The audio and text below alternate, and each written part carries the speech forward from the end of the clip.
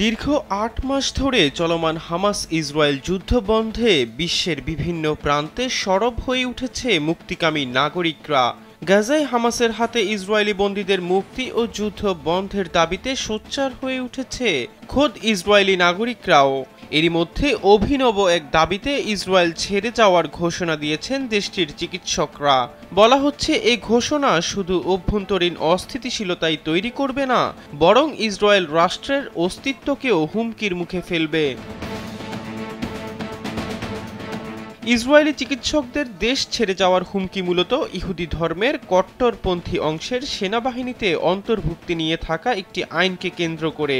ইসরায়েলের আইন অনুসারে প্রত্যেক নাগরিকের বাধ্যতামূলক সামরিক পরিষেবা দিতে হলেও এই আইনের আওতায় আসেন না হারেদি ইহুদিরা।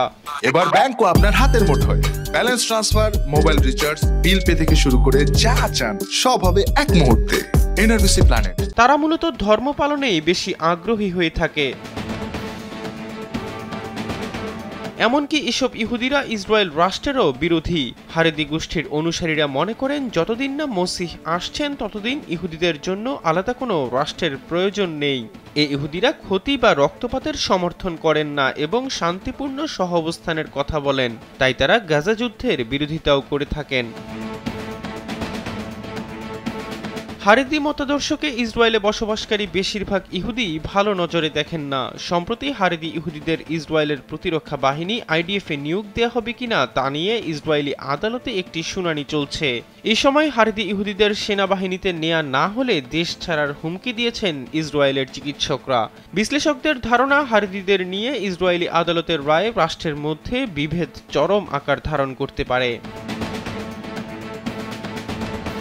ইসরায়েলি সংবাদ মাধ্যম দ্য জেরুজালেম পোস্টের প্রকাশিত এক প্রতিবেদনে বলা হয়, ইসরায়েলি চিকিৎসকরা মনে করছেন হারেদি ইহুদিরা সেনাবাহিনীতে যোগ না দেওয়ায় সমাজে অসমতা তৈরি হয়েছে। সেই সঙ্গে হারেদিদের জন্য সংরক্ষিত পরিষেবার মেয়াদ বাড়ানোরও বিরোধী চিকিৎসকরা।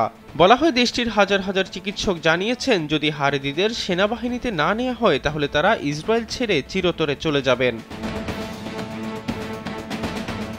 বিবৃতিতে ইসরায়েলের চিকিৎসকরা অভিযোগ করেছেন হারেদি ইহুদিরা দিনের পর দিন সেনা প্রশিক্ষণ থেকে ছাড় পেয়ে আসার পাশাপাশি সরকারি চাকরি ও চিকিৎসা সহ অনেক পরিষেবাতেই বাড়তি সুযোগ সুবিধা ভোগ করে আসছে। অথচ দেশের সংরক্ষিত সেনাবাহিনীর অর্ধেকই হচ্ছে মেডিকেল শিক্ষার্থী, চিকিৎসক, নার্স, টেকনিশিয়ান ও সেবক।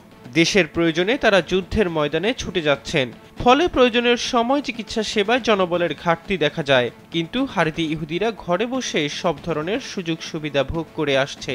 বিশ্লেষকরা বলছেন এসব বিভাজন ইসরায়েলের মধ্যে জাতিগত অন্তর্দ্বন্দ্ব আরও বাড়িয়ে তুলবে, যার প্রভাব বাড়তে থাকলে ইসরায়েল রাষ্ট্রের অস্তিত্ব বড় ধরনের হুমকিতে পড়বে। এহসান আব্দুল্লাহ, কালবেলা ডেস্ক।